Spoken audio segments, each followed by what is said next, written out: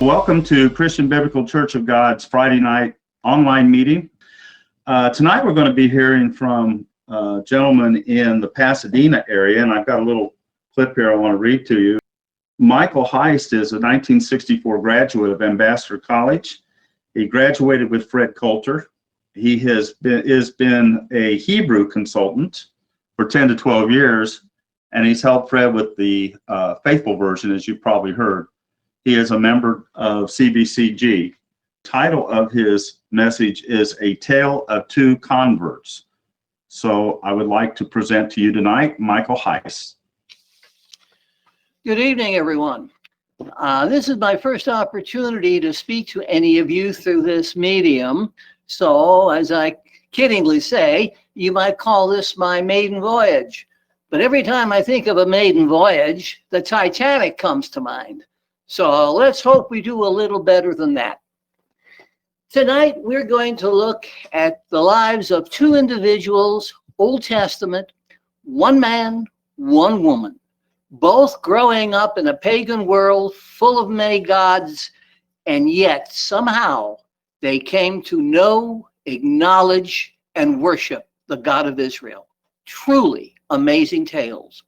But before we actually get started, we need to understand a basic concept that pervaded the pagan world. In the ancient world, you were part of a people. You were born into a family.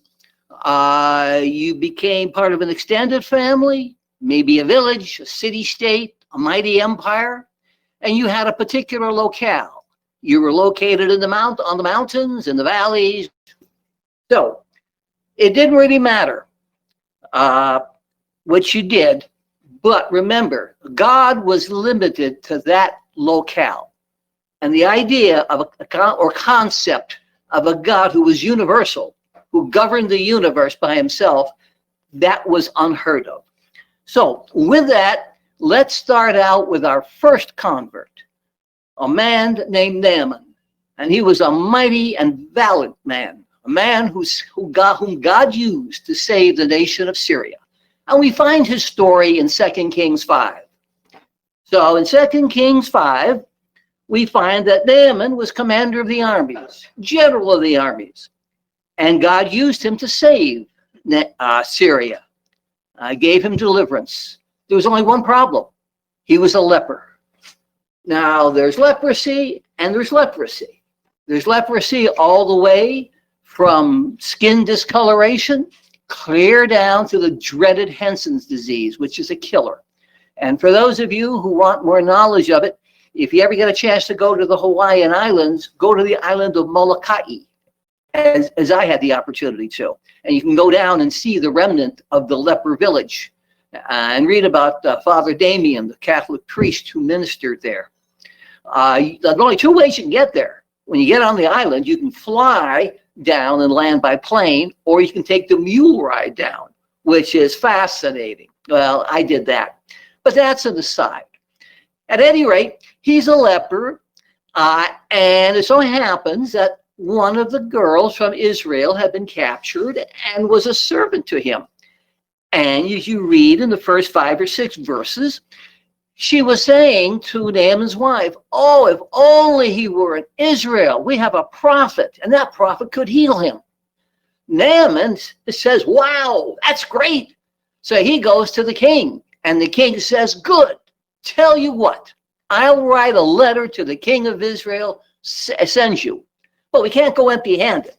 So if you take a look in verse 5, he departed, took with him 10 talents of silver, and there's gold, and change of clothing. So finally he gets down to Israel, delivers the letter to the king of Israel, and the king of Israel is distraught. He is out of his mind. He goes berserk. He rends his clothes, because look what the letter says. He came in with the letter, now this is Naaman, to the king of Israel, saying, and now when the letters come to you, I have sent you Naaman, my servant, and you shall heal him. What? Am I God that I can do this? I can't do this. He rends his clothes. He's, as we say, losing it. And such an uproar that word does get to Elisha the prophet. And Elisha responds and says, "Oh, king, don't fret yourself. Stop with tearing your clothes. Send him to me, and he will know that there is a prophet in Israel." In fact, Naaman is going to find out that there is more than a prophet in Israel. There is a God in Israel. In fact, there is the only God in Israel. So this God is going to act. The king of Israel sends word to Naaman, gives him directions, and Naaman winds up at the door of Elisha. But Elisha doesn't even come out to greet him. As we used to kiddingly say, every commander or every person in authority has a chief flunky. So he sends out his servant, the chief flunky. And what does he say? "Go wash in the Jordan 7 times and you shall be clean." Well, Naaman is a commander in chief.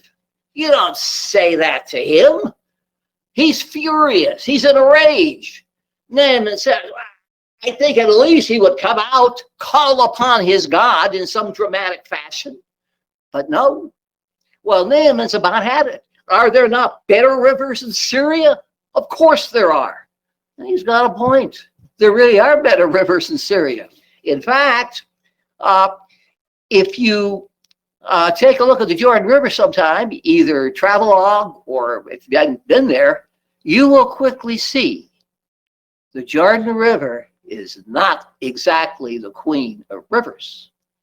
But if you remember, years and years ago, there was a very beautiful song put out, I believe it was by the Highwaymen in the 60s.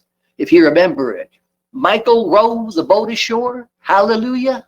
The river Jordan is chilly and cold, chills the body, but not the soul, hallelujah. Beautiful song. Well, but Naaman says, none of that, I'm heading out of here.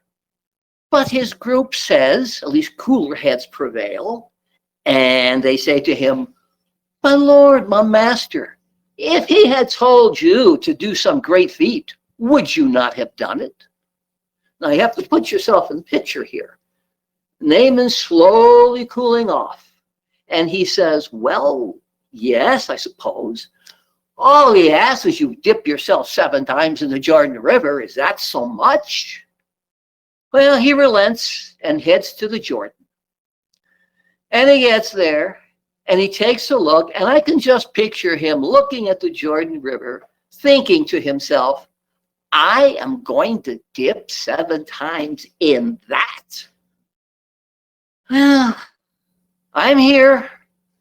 What can it hurt? Oh, well, I guess I'll do it. Now remember something. This is not based on faith. This is not when Jesus said, "Be it unto you according to your faith."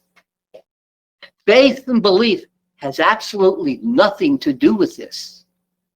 All you have to do, Naaman, is dip yourself 7 times in that river, and the power of God will heal you. Period. That's it.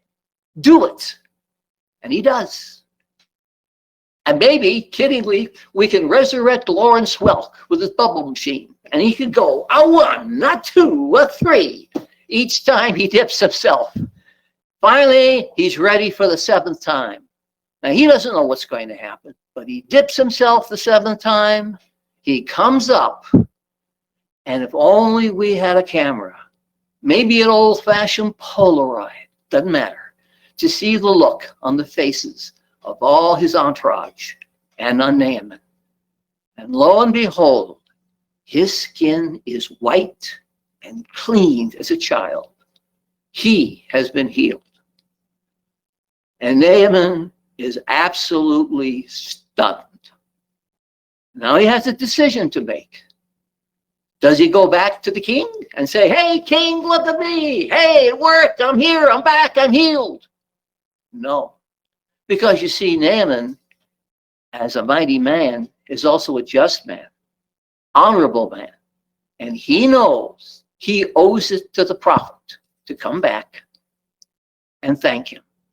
So back he goes. This time, the prophet does come out and talk to him. And so we find this. And take a look at verse 15. He returns to the man of God, he and all his company, and he came and stood before him and said, behold, now I know there is no God on all the earth but in Israel. What a turnaround. What a change of thought. You know, I like good movies. I really do. But I don't see movies anymore because they're not worth watching. But one of my favorite movies of old was the Ten Commandments. Many of you, I'm sure, have seen it. At any rate, of course, it stars two of my favorite actors, Charlton Heston and Yul Brynner. And if you'll remember in that movie, at the end of it, Cecil B. DeMille took a little license and he has Pharaoh survive the Red Sea. But after that debacle, Pharaoh comes back. There's our Yul Brynner. And he says in his deep voice, Moses, God is God. Right on.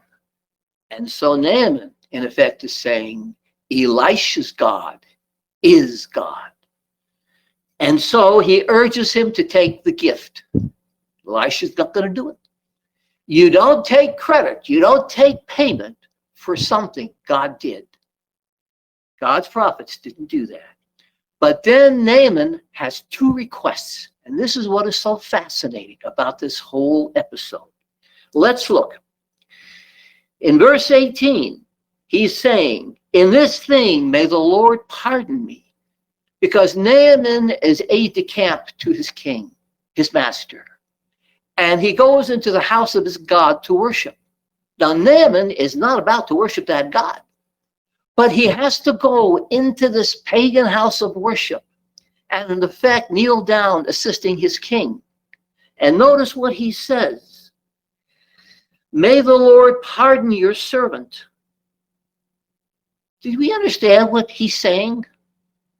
He is saying that he, Naaman, commander of all the armies of Syria, he's considering himself the servant of the prophet of Israel. You know, generals have pretty big egos. You don't get to be a general of the armies or admiral of the navies without it. You just have to have an ego like that. You have to put on airs. You've got to take command. If you know anything about military commanders, that's the way they are. And I love history. And I followed the careers and read about them. Douglas MacArthur, he had an ego out to here. Well, so did Georgie Patton. He was the best commander the Allies ever had, but he had an ego out here. Field Marshal Montgomery, commander of the 8th Army of Britain, had an ego like that. Naaman had an ego too, but his ego is gone. He considers himself a servant of the prophet of God. This is humility. And he says, pardon me. And what does Elisha say? Go in peace, meaning it's okay. You can do that because you're not worshiping that God. You are simply assisting your king. But then Naaman has another request, a fascinating one. And this one is in verse 17. And what does Naaman say? Please, shall there not be given your servant 2 mules burden of earth? He wants 2 mules laden with dirt, Israelite soil, that he can take back to Syria. Why does he want to do that? Remember what we said at the beginning? God, land, people. Naaman knows that God of Israel operates in Israel, but he doesn't operate in Syria. So therefore, He wants to take soil from Israel, bring it back to Syria, so he can have little Israel in Syria. And he's going to set up an altar there somewhere, maybe near his house. Because notice what he says in verse 17. For your servant will from now on neither offer burnt offering or sacrifice to other gods. So he's going to set up this altar on the soil of Israel. Therefore, the God of Israel can respond and hear. Because remember, he's still under the old school. He doesn't realize what King David realized. Remember, David said, if I flee, if I'm in the heavens, you're there. If I'm in Sheol, you're there. I can't get away from you. Jonah tried to run away, sail away on a ship, heading out to the Mediterranean out to the Atlantic. God yanked him back. Can't get away from God. See, Naaman did not know that this awesome being, this mighty El Shaddai, can operate anywhere, at any time, under any circumstances. No limitations to the power of this God. But he didn't know that. He only knows that in Israel this God operates. But if he can bring the soil back to Syria, then the God of Israel can hear, because he will be on Israelitish soil. And that's the way we ended. Naaman promised and swore that he would worship no other God. What an amazing feat. Well, that's the story of our first convert.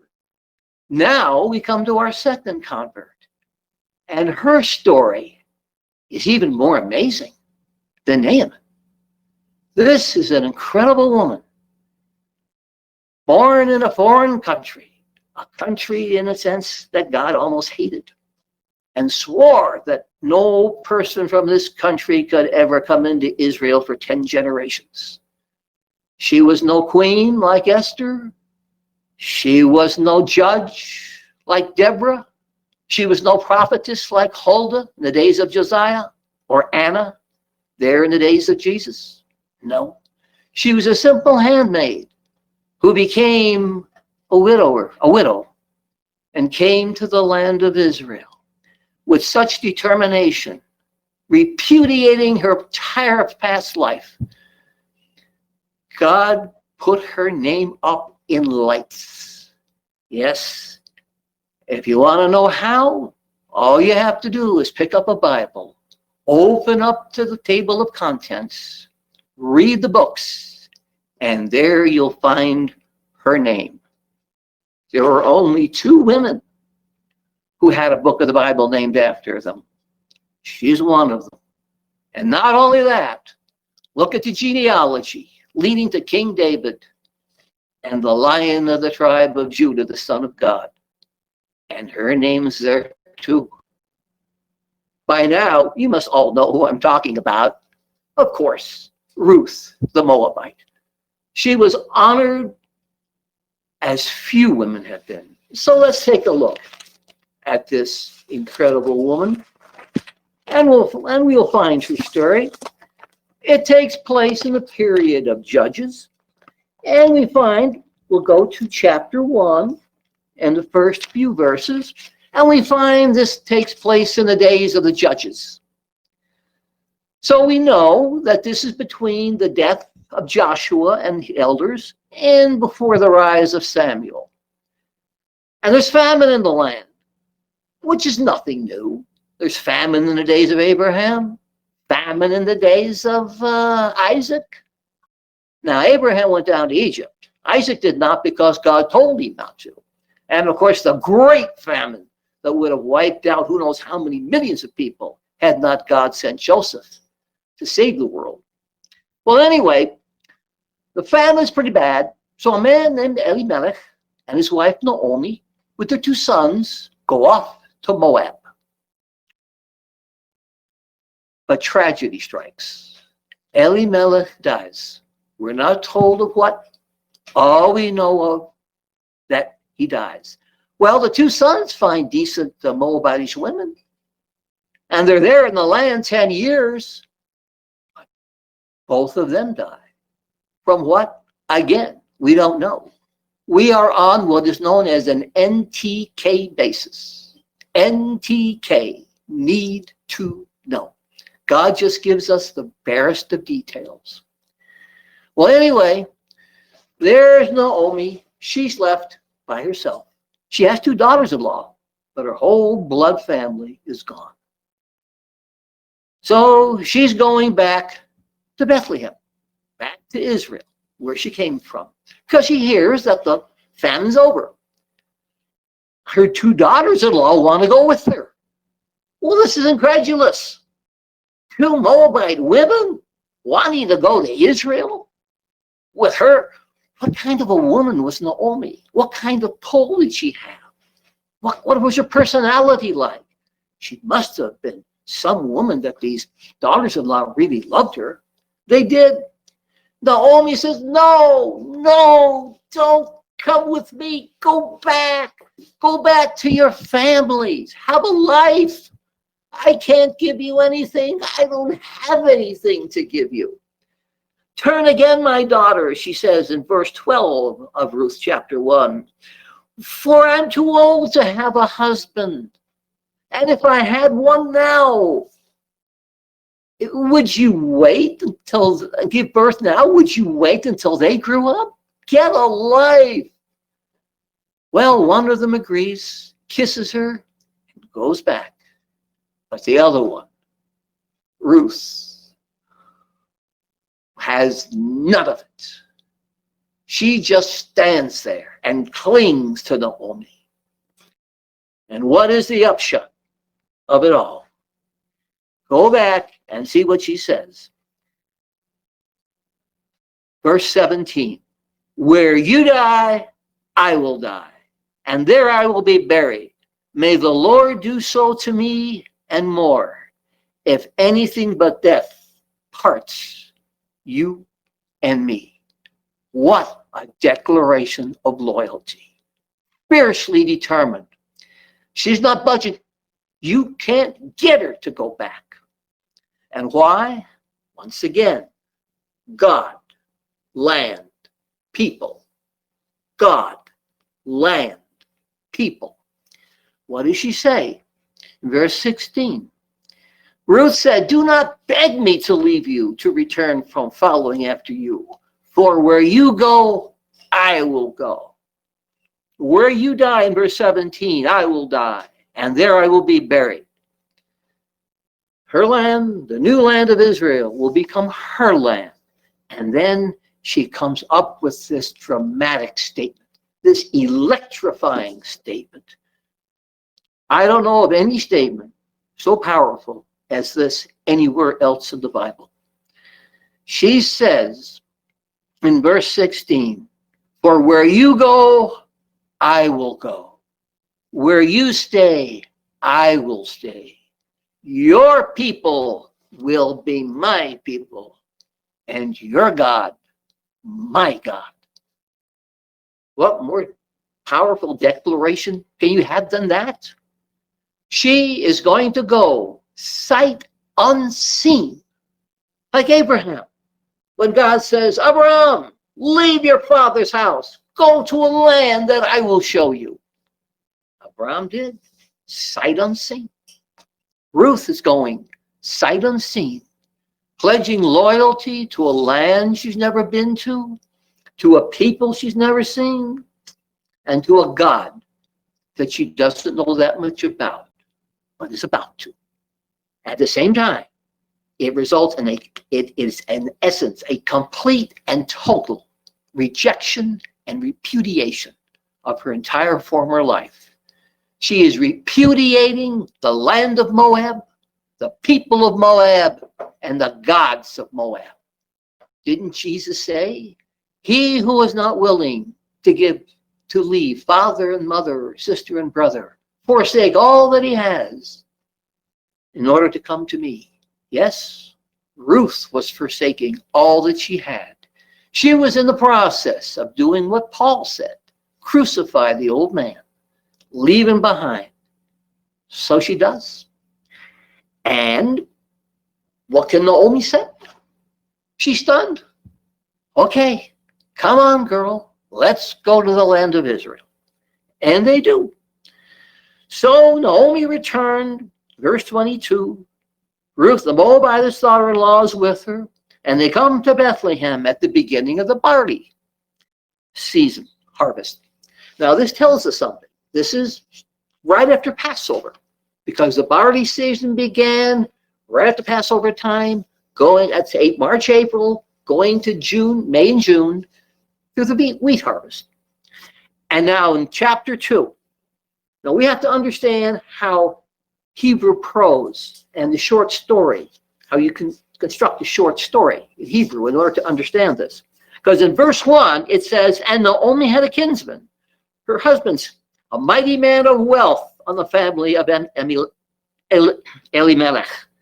His name was Boaz. So why are we told this? Well, you see, the way the Hebrew short stories are constructed is, this tells us that we are going to meet up with this man again. And he is going to play a prominent role in this story. Now, Ruth doesn't know it. Naomi doesn't know it yet, but we know it because the author's telling us. See, he's cluing us in. This is how the short stories were created. Now, all the facts are true. It's God's word. There's nothing false in here, nothing inaccurate, but you construct the story in such a way that fit the literary genre of the times. So anyway, they come home, they get there, and Ruth the Moabitess says to Naomi, let me now go to the field and glean ears of grain, because I need food. But she says, let me. She doesn't say, well, look, Naomi, we're running out of food here. And I'm going to go to this field somewhere, and I'm going to get food. I'm going to come back and show you what I've got. No, she asks permission, just the way Naaman asked permission of Elisha. Ruth is humble. Ruth is meek. Ruth is loyal to her mother-in-law. And she says, let me go. After him in whose sight I shall find grace. Naomi says, go, child. And she goes. And she went, came in a field. And lo and behold, it's the field of Boaz. See? See? We knew we were going to run into Boaz. That was the whole tip-off in verse 1. And Boaz came from Bethlehem and said to the reapers, oh, the Lord be with you. This was typical. And then he says, who's this woman over there? Who's this young woman? I haven't seen her before. Oh, that's Ruth the Moabite who came back from Moab with Naomi. Now you have to understand something else in the Hebrew language. In verse 7, it says she rested a little while in the house. And then verse 8, and Boaz said to Ruth. Now, you have in Hebrew what they call the vavs, which is and. This happened, and then that happened, and then that happened. So you get sequence. But the time intervals, you don't get. Sometimes the time intervals can be 5 minutes, 5 months, 5 years. Remember the story of Isaac, who prayed to God for a child because Rebekah was barren? It says that he was 40 years old when he took Rebekah to wife. Well, his twin sons were born, he was 60. So how many years intervened between and this happened and then the children were born? Probably almost 20 years. So Boaz had been talking to others, and he says to Ruth, will you not listen, my daughter? Do not go to clean any other field. Stay by my maidens. He's telling her, let your eyes be on the field that they reap. Have not I commanded the young men that they shall not touch you? In other words, Boaz read them the riot act. Don't touch her. Hands off. No hanky-panky in my field. And he says, when you are thirsty, go to the vessels and drink. that which the young men have drawn. And then, if you know any Hebrew, comes the most poignant verse in the entire book of Ruth. Truly, it is. Let us read it together. Verse 10. Then she fell on her face and bowed herself to the ground and said to him, Why have I found grace in your sight, your eyes, that you should take notice of me, since I am a foreigner? Well, what's so moving about that, really? She's thankful and all that. It's this word foreigner. This is not the normal word for foreigner or sojourner. That is ger, G-E-R, ger. Abram was a foreigner or a stranger in the land of Canaan. This is a different word. This word is nachariah. Nachariah. And it has the meaning, stranger, yes, it's stranger. It's not a mistranslation. But it has the meaning of lowlife, worthless foreigner, filthy foreigner, unworthy, unacceptable, beneath you. She is saying she is considering herself beneath everyone else, unfit to be accepted by Israel. And yet she says, I have found grace in your eyes. Why have you done this? She is moved. She is absolutely just on her knees in thankfulness. But Boaz gives an answer in verse 11. It has been fully shown to me all that you have done to your mother-in-law. Now this two is in the sense of four. And you left your father and your mother. See, there's people just leaving father and mother. And you left your father and mother and the land of your birth. See, God, land, people. This theme runs throughout the Bible, if you look for it.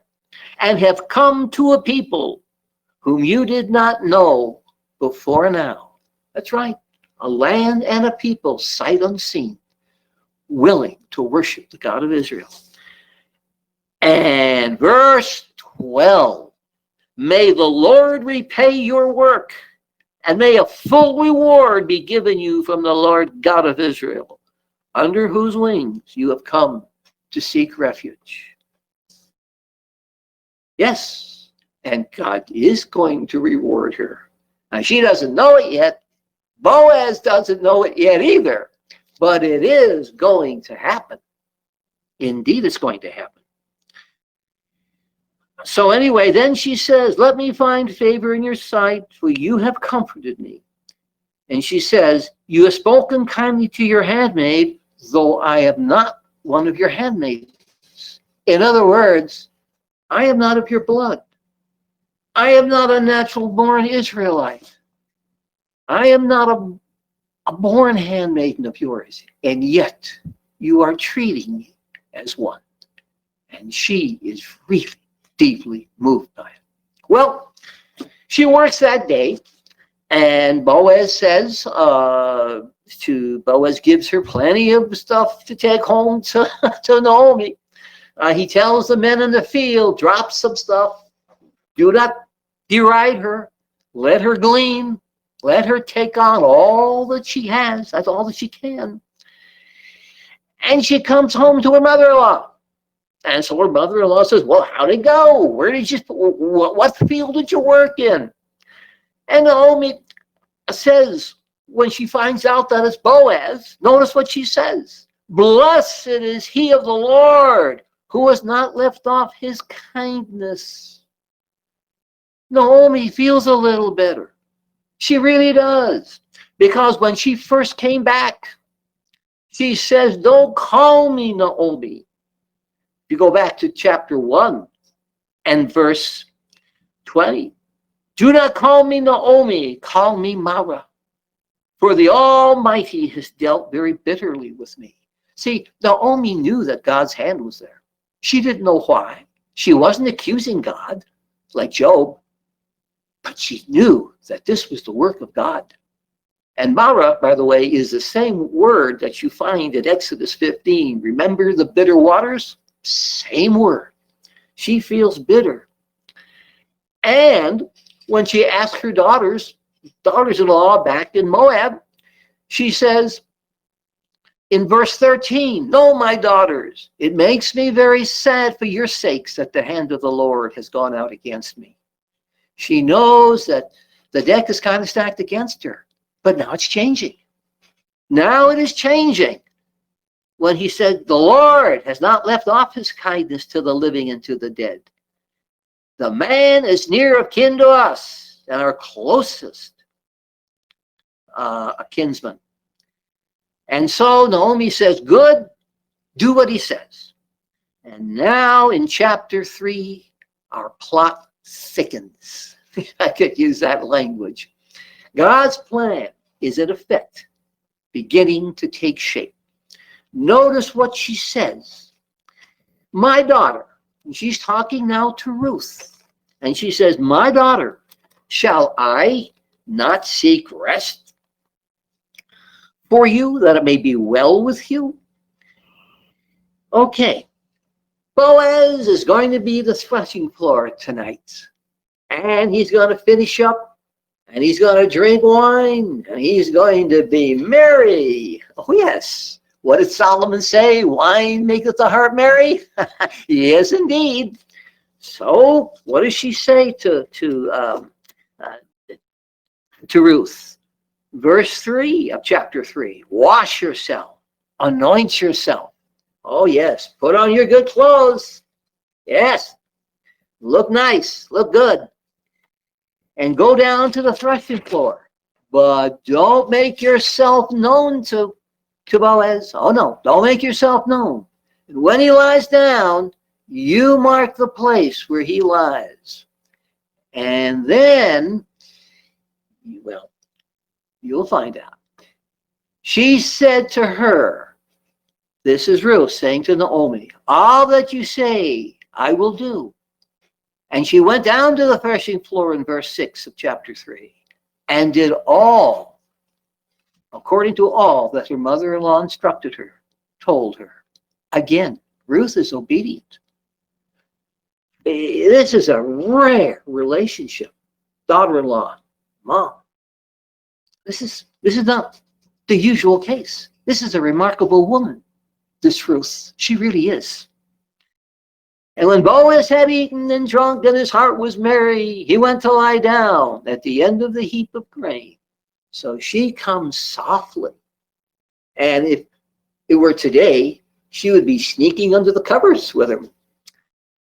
"And it came to pass at midnight, the man was startled and said, 'Wow, who's there? Who is this?' And she said, 'It is I, Ruth, your handmaid.' And look what she says to him. 'You shall spread your skirt over your handmaid, for you are a kinsman redeemer, a Goel.'"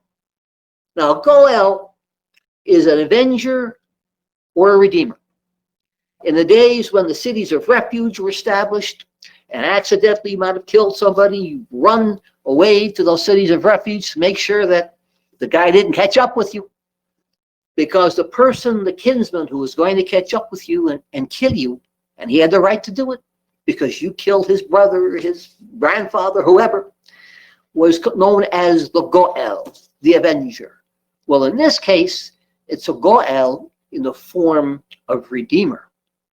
See, he is the one who is supposed to redeem the property of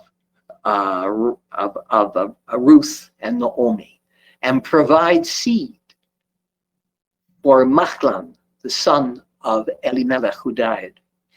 "And it came to pass," it happened, "and he said, 'Blessed be you of the Lord, my daughter,'" in verse 10. Look what he says. "You have shown more kindness in the end than at the beginning." Now, how many times has Fred said, it's not how you start the race that counts, it's how you finish the race. And we're going to see a contrast between Ruth and Solomon in the genealogy before we're through this evening. What a contrast. And she says, because in that you did not follow young men, whether rich or poor. She didn't play the field. She didn't go out and make herself available for who knows what with the young men of the town. She stayed faithful and loyal to her mother-in-law. And now, my daughter, do not fear. In verse 11, I will do to you all that you ask. For all the men of the city of my people know that you are a woman of virtue. Again and again, we see this praise of Ruth coming from the people who know her. Virtue. Proverbs 31 comes to mind. The virtuous woman, that's Ruth. She fits that bill. Oh, incredible. Now it is true that I'm your kinsman redeemer, but there is also a kinsman nearer than I. So somebody else has the right of first refusal. So what does he say to her in verse 13? Stay the night, and it shall be in the morning, if he will redeem you, good, he will redeem you. And if not, I will redeem you. So you stay with me. And she lay at his feet until the morning. And then she got up. Boaz gave her some more grain to bring home to Naomi. And home she goes to the city. And she tells her mother-in-law all that the man told her, all that Boaz told her. Yes, yes, she did. And Naomi says, sit still, my daughter, until you know how the matter will fall. For the man will not rest until he has concluded the matter. And now we come up to something interesting. We're toward the end of it. Boaz goes up to the gate the next day. And behold, the near kinsman of whom Boaz spoke came by. And he said, such a one, or so-and-so. So-and-so? Such a one? He's got a name, doesn't he? Well, sure he's got a name. And they used his name. But it's not here. It's not here. Why isn't it there? There's a reason why it's not there. You see, God snubbed him. And God snubbed him because that man snubbed Ruth and God first. Let's find out. See how that happened. And he took 10 men of the elders of the city, verse 2, and said, come sit down here. And he said to the near kinsman, Naomi, who's come back from the country of Moab, sells a parcel of land, which was our brother Elimelech's. And I thought to dispose it to you, so you can buy it before anybody else. And it needs to be redeemed. So if you will redeem it, redeem it. But if not, then I will redeem it. And the man says, I will redeem it. Okay, good. I will redeem. But you see, this is a package deal. And Boaz now drops the other shoe. And he says in verse 5, in the day you buy the field from the hand of Naomi, you acquire Ruth of Moab, the wife of the dead, to raise up the name of the dead upon his inheritance. And the kinsman says, I cannot redeem it for myself, not under those circumstances.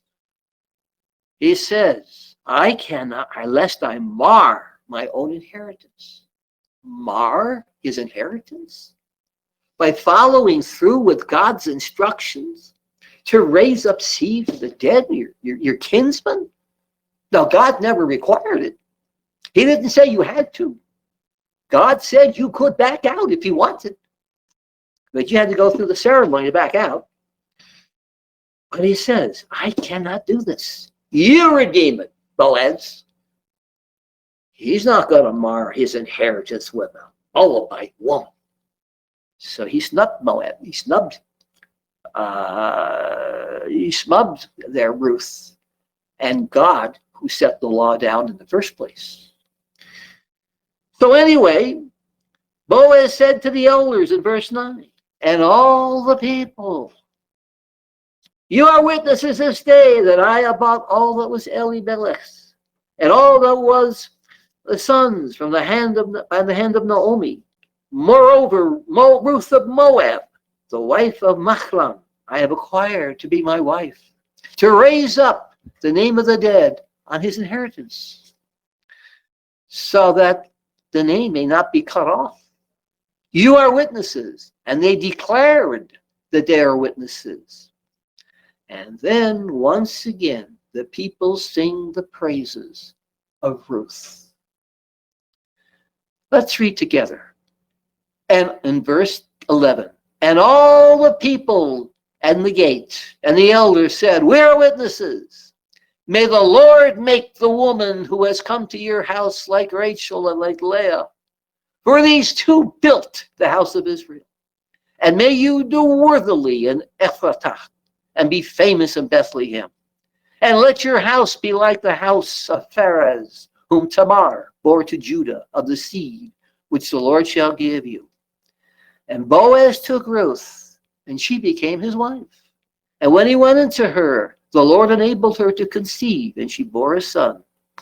And look what the women say to Naomi.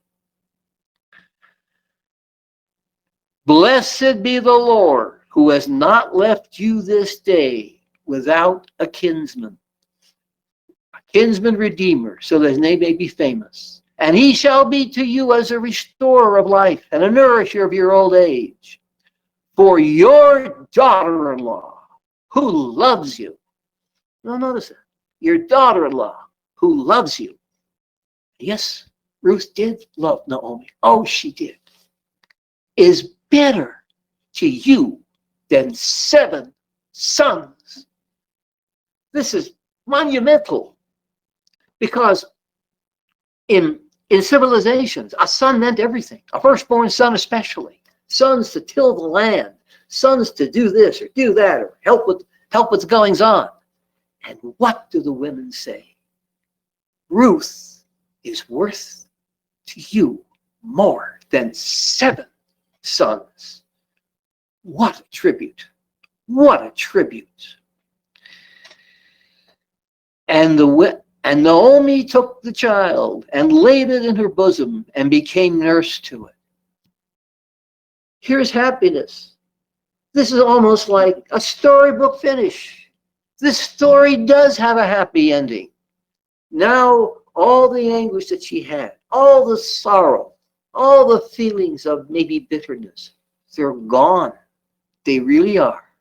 Naomi has a grandson by marriage. Yes. And she gets to nurse that child.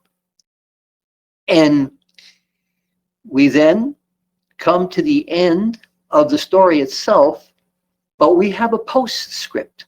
Yes, we do. We have a postscript. Here are the generations of Pharez, verses 18 to 22. The generations of Pharez, who begat Hezron. And Hezron begat Ram, and Ram begat Amminadab. And Amminadab begat Nahshon, and Nahshon begat Salmon. Salmon begat Boaz, and Boaz begat Obed, and of course, Boaz begat Obed through Ruth. And Obed begat Jesse, and Jesse begat David. So here we have David. What shall we say? A Moabite king. Moabite blood was flowing through his veins. See, blood didn't matter that much to God. Now, if you were a priest, the royal priesthood, yeah, that was true. It was priest. Because what was important to God when all is said and done? We've read this many times. Isaiah chapter 66. How many times have we read this? In verse 2. For all these things my hand has made, and these things come to be, says the Lord. But to this one I will look, to him or her, as the case may be, who is of a poor and contrite spirit, and who trembles at my word. That was Ruth. God looked to Ruth. Oh, he did, and how he did. And now let us look at a strange comparison. The genealogies in Matthew and Luke. So we're going to look at Matthew 1 and Luke chapter 3. And what are we going to find? Matthew has his chronology constructed. Now, he did skip a little here and there. He constructed. Everything in here is correct, but he did some maneuverings with the names in the dates and so forth. And it starts out with Abraham begot Isaac in verse 2 of Matthew 1. Isaac begot Jacob. But dropping on down, what do we find? And Solomon begot Boaz of Rechab. And Boaz begot Obed of Ruth. 2 women. And back up above, we find that Judah begat Pharez and Zerah of Tamar. 3 women are mentioned by name. Only 3. Ruth is one of them. But what is interesting, dropping on down to verse 6, Jesse begat David, the king, and David begat Solomon of the one who had been the wife of Uriah. God didn't even mention Bathsheba's name. Shows you he disapproved of what Bathsheba did. Now, he disapproved of what David did too, but David repented bitterly. We don't know exactly how much Bathsheba repented, but her name isn't even mentioned there. But Ruth is. And now, go to Luke 3. Here is the bloodline, the actual bloodline of Jesus. And of course, going on down to David.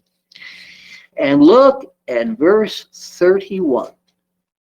The son of Meles, the son of Menah, the son of Mattatah, the son of Nathan, the son of David.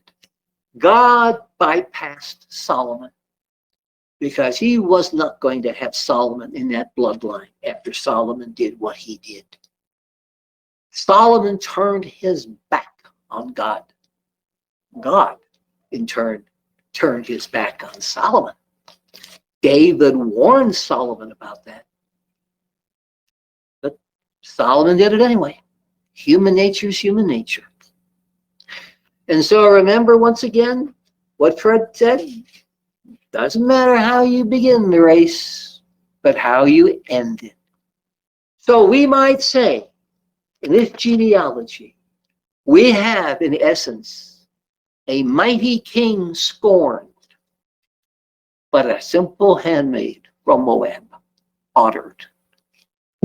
Honored by the God of heaven. And he is the one who counts. What a story. And so, in a concluding remark, it's more of a suggestion. I was going to say, I have a request. like Naaman, but no, it's a suggestion.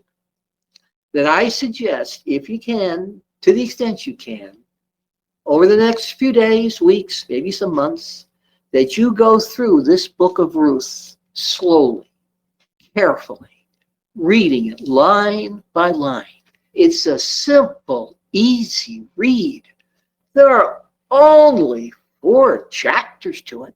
It's not like Isaiah with 66 or Jeremiah with 52, containing all kinds of heavy stuff. And I do mean heavy.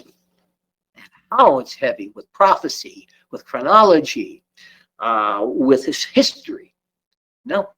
So if you do that, it's my belief that you will come away with a much fuller appreciation of this Moabite woman named Ruth.